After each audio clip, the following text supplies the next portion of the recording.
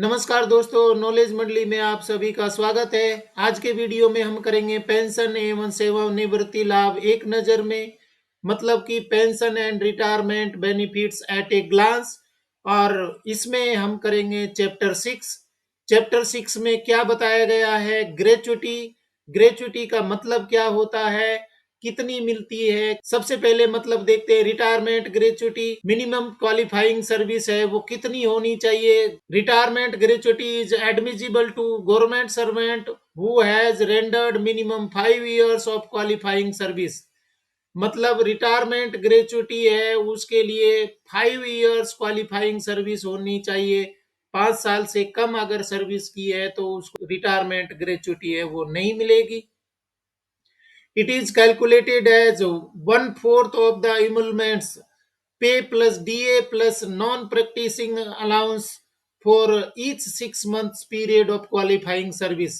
यानी कि 6 महीने की सर्विस होने पर उसको 1/4 मंथ का इमोलमेंट्स है वो मिलेगा ग्रेच्युटी के रूप में। कौन सी ग्रेच्युटी के रूप में? रिटायरमेंट ग्रेच्युटी के रूप में।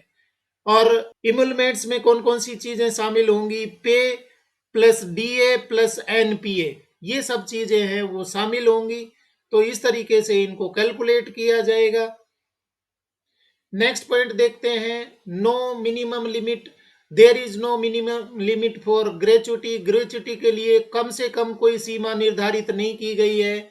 Maximum limit, the maximum limit for gratuity is 16 1/2 times of emoluments और 20 lakhs whichever is less. या तो 16.5 गुना इमोलमेंट्स का मिलेगा उसको। इस तरीके से हमने ऊपर कैलकुलेट किया। मैक्सिमम लिमिट है वो 16.5 गुना परिलब्धियों के, या 20 लाख है उससे ज्यादा नहीं मिलेगी। 20 लाख तक की उसको लिमिट ली गई है मैक्सिमम के लिए। नेक्स्ट टाइप देखते हैं डेथ ग्रेच्युटी की। Death gratuity, extension of retirement oblique death gratuity benefits to the employees governed by CPF scheme. Death gratuity है वो किसको दी गई है?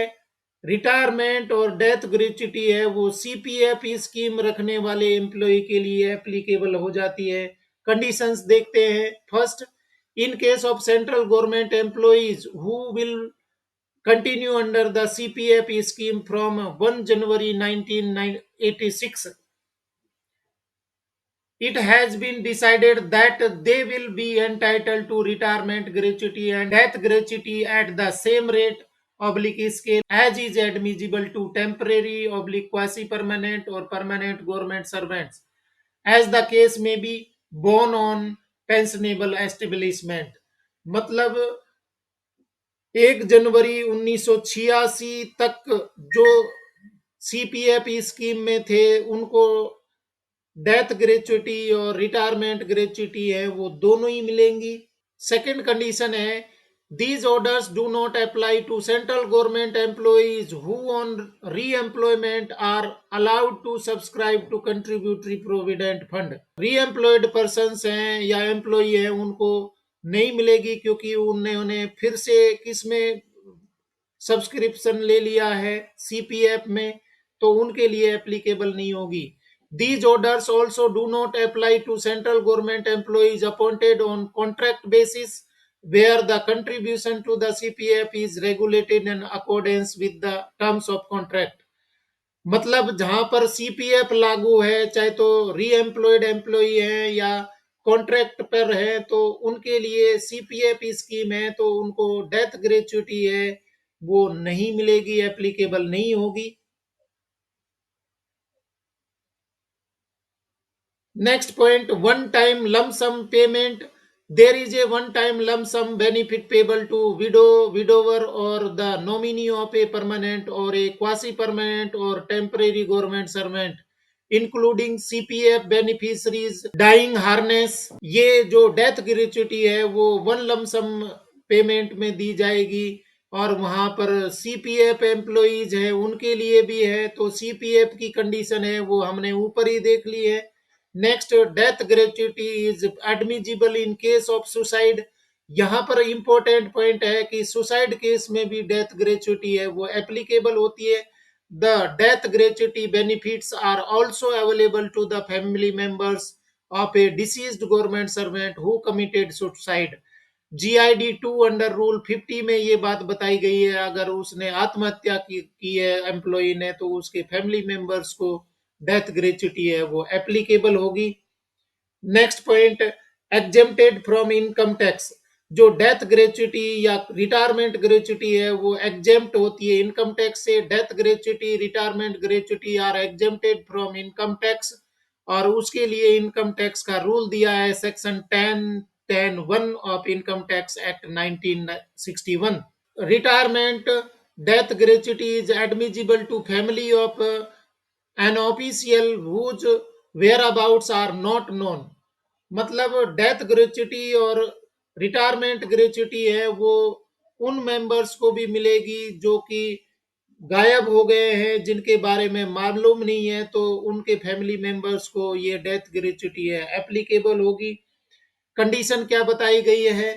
The retirement oblique death gratuity benefits are also available after 6 months to the family members of a government servant whose whereabouts are not known.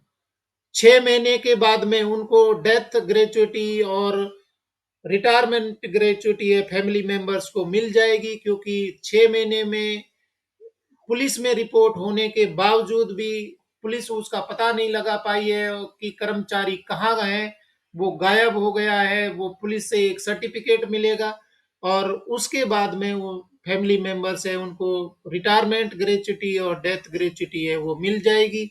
ये condition बताइए GID 5 under rule 50। Next point देखते हैं, death gratuity entitlements are regulated as under. कौन कौन सी conditions में regulate होंगे वो table के फॉर्म में, शॉर्ट फॉर्म में देख लेते हैं। टेबल में क्या बताया गया है? Length of qualifying service, rate of death gratuity, कितने साल की क्वालिफाइंग सर्विस होनी चाहिए जिसके लिए डेथ ग्रेच्युटी मिलेगी और कितनी मात्रा में मिलेगी ये भी देख लेते हैं। Less than 1 year 2 times of emoluments, अगर 1 साल से कम सेवा में रहा है तो उसको 2 times ऑफ इमलमेंट्स मिलेंगे।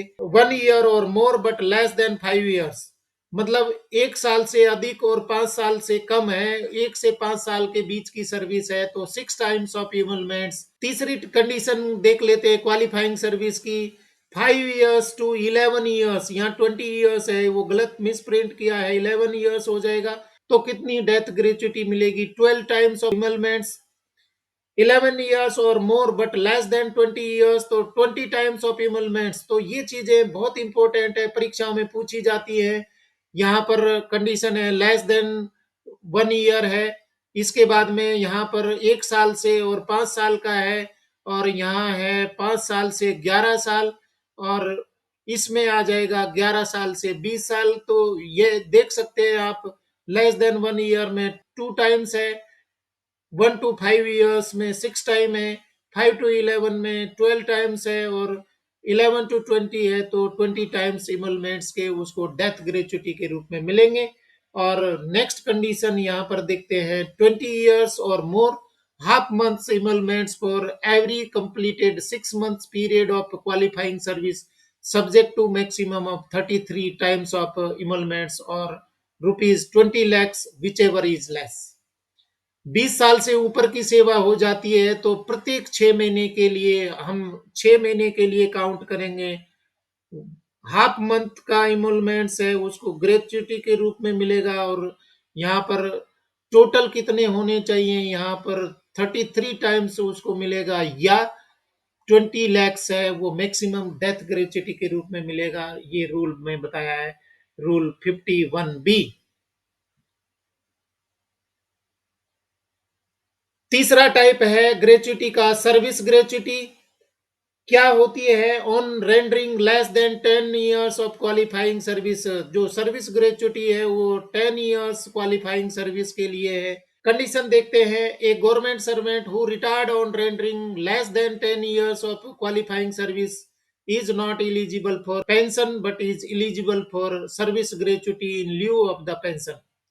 मतलब 10 साल से कम सर्विस करी है और वो रिटायर हो गया है तो उसको पेंशन नहीं मिलेगी, परंतु उसको सर्विस ग्रेच्युटी है वो मिलेगी। तो सर्विस ग्रेच्युटी के लिए वो इलिजिबल होता है, जबकि पेंशन के नहीं होगा।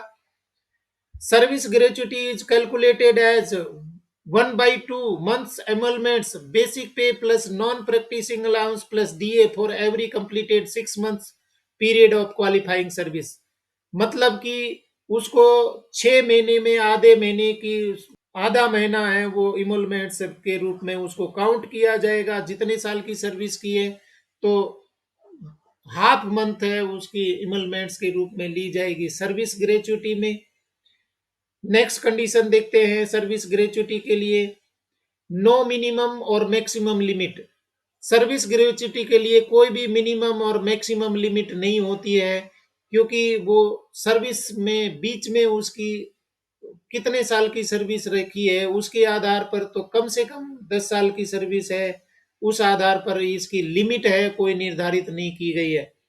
Next, one time lump sum payment.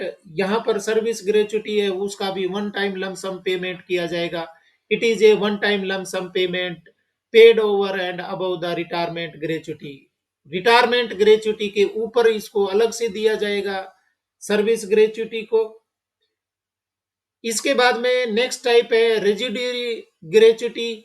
क्या मतलब होता है? When a government servant who has become eligible for a service gratuity और pension dies within 5 years from the date of retirement from service, including compulsory retirement and the sum received by him at the time of death on account of pension or service gratuity, including ad hoc increase if any, together with the retirement gratuity and commutation value are less than the amount of equal to 12 times of emoluments, a residuary gratuity equal to the deficiency may be granted to the family of deceased government servant। मतलब क्या बताया गया है कि वो कर्मचारी है वो सारे बेनिफिट लेकर के रिटायर हो गया है, परंतु यहां पर मैं आपको बताना चाहूंगा कि सेवानिवृत्ति के 5 साल के भीतर अगर मृत्यु हो जाती है तो उसको रेजिड्यूरी ग्रेचुटी के रूप में दिया जाएगा, और वो कितना होगा? 12 टाइम्स ऑफ इमोलमेंट्स उसको मिलेगा, और ये बताया गया है रूल 52 में। Extension of retirement death gratuity benefits to employees governed by CPF scheme. जो रिटायरमेंट और डेथ ग्रेचुटी है वो किसको मिल सकती है? सीपीएफ एम्प्लॉई हैं उनके लिए भी, और उसके लिए कंडीशंस हैं वो बताई गई है। 1/1/86 से पहले सीपीएफ स्कीम में थे तो उनको ये रिटायरमेंट डेथ ग्रेचुटी है वो मिलेगी। Extension of retirement death gratuity benefit to employees governed by NPS. NPS के लिए भी ये डेथ ग्रेचुटी और रिटायरमेंट ग्रेचुटी है वो मिलती है, और ये कौन सा ओएम था? 7/5/2012 P and PWF/B dated 26 अगस्त 16। ये 26/8/2016 को ये बात है, ये ओएम के रूप में दिया गया कि एनपीएस के एम्प्लॉई है उनको भी रिटायरमेंट और डेथ ग्रेचुटी मिलेगी। बहुत इंपॉर्टेंट है एम्प्लॉई के लिए। एनपीएस में जो गए थे पहले ये मान्यता थी, पहले ये था कि उनको कोई ग्रेचुटी नहीं मिलेगी, परंतु ये गवर्नमेंट ने फिर से लागू कर दी है तो बहुत इंपॉर्टेंट हो जाता है। इसके बाद में नेक्स्ट पॉइंट देखते हैं, interest for delay in payment of gratuity. अगर ग्रेचुटी को लेट दिया जाता है, उसमें डिले होता है, तो क्या इंटरेस्ट मिलेगा या नहीं मिलेगा देखते हैं। If the payment of gratuity is delayed beyond 3 months from the date of retirement, interest at the rate applicable to GPF deposit is payable to the pensioner. अगर 3 महीने से ज्यादा पेमेंट में लेट होते हैं, देरी की जाती है, तो उसको जीपीएफ दर पर इंटरेस्ट दिया जाएगा। Provisional pension when processing of pension paper is pending. यहाँ पर प्रोविजनल पेंशन का क्या मतलब होता है? कब दी जाती है प्रोविजनल पेंशन? जब जो पेंशन पेपर्स है वो पेंडिंग में है या प्रोसेस में है तो उसको प्रोविजनल पेंशन से रिटायर कर दिया जाएगा। The head of office may determine, sanction and disburse the provisional pension and retirement gratuity to a government servant if he has not been able to forward the pension papers to the account officer before 6 months of the retirement, or accounts officer has returned the pension papers for eliciting further information before issue of pension payment order and order of payment of gratuity, and each of the opinion that the government servant may retire before his pension and gratuity or both can be final assessed and settled provision pension and gratuity as calculated and sanctioned in the manner prescribed in rule 64 of CCS pension rules, which will be further subject to adjustment made after. मतलब provisional pension कर्मचारी है वो retire हो गया और pension paper बने नहीं है, तो उसको प्रोविजनल पेंशन और ग्रेच्युटी है वो दे दी जाएगी। किस आधार पर? रूल 64 के सीसीएस पेंशन रूल के 64 रूल के अनुसार उसको प्रोविजनल पेंशन और रिटायरमेंट ग्रेच्युटी है वो दे दी जाएगी, क्योंकि अभी पेपर तैयार नहीं हुए हैं और कंडीशन ये रखी जाएगी कि वो जब पेपर तैयार हो जाएंगे उसकी पेंशन और रिटायरमेंट ग्रेच्युटी है उसको एडजस्ट कर लिया जाएगा। Next, provisional pension where departmental और जुडिशियल प्रोसीडिंग्स में बी पेंडिंग। प्रोविजनल पेंशन किस कंडीशन में दी जा रही है? या तो डिपार्टमेंटल या जुडिशियल प्रोसीडिंग्स है, अभी भी चल रही है कर्मचारी पर। व्हेन डिपार्टमेंटल और judicial proceedings are pending against the government servant, account officer shall authorise 100% provisional pension on the basis of qualifying service up to the date of retirement or up to the date preceding the date of suspension if the government servant was placed under suspension before retirement। मतलब account officer है वो empowered किया गया है कि वो pension दे सकता है। कौन सी टाइप की? Provisional pension. किस आधार पर? जब वो रिटायर हुआ है तब तक, या सस्पेंड हुआ है तो सस्पेंशन होने से पहले की कंडीशन तक, सस्पेंशन जिस डेट को हुआ तब तक की वो प्रोविजनल पेंशन है वो दे सकता है account officer. This provisional pension will be paid from the date of retirement up to and including the date on which final orders are passed by competent authority after the conclusion of departmental और judicial proceedings. मतलब जब final paper हो जाएंगे तब तक की provisional pension है वो उसको दी जाएगी। No gratuity shall be paid until the conclusion of departmental or judicial proceedings and issue of final orders thereof। ये याद रखना है कि जब तक फाइनल ऑर्डर नहीं आते उसको ग्रेच्युटी, किसी भी प्रकार की ग्रेच्युटी है वो नहीं दी जाएगी। प्रोविजनल पेंशन का प्रावधान किया गया है। However, where departmental proceedings have been instituted under Rule 16 of CCS CCA Rule 1965 for imposing any of penalties specified in clause first, second, fourth of Rule 11 of said rules, payment of gratuity shall be authorized। ये important है कि CCS rule 16 के तहत जो penalty impose की गई है, कौन कौन सी पेनल्टी है? क्लोज फर्स्ट में, सेकंड और फोर्थ में, रूल 11 के तहत पेनल्टी इम्पोज की गई है तो उनको ग्रेच्युटी है वो दी जा सकती है। तो इस तरीके से फ्रेंड्स हम बिल्कुल छोटे छोटे पॉइंट है वो पेंशन से रिलेटेड कर रहे हैं। मेरे चैनल पर आपके सिलेबस से संबंधित बहुत सारे वीडियोज है, कंटेंट है वो अवेलेबल है, आप जरूर देखें और अपनी तैयारी को कंप्लीट करें। आज का वीडियो अगर आपको पसंद आया है तो लाइक शेयर करें और चैनल को सब्सक्राइब तो जरूर करना है, क्योंकि नॉलेज मंडली is the right choice. Thank you very much.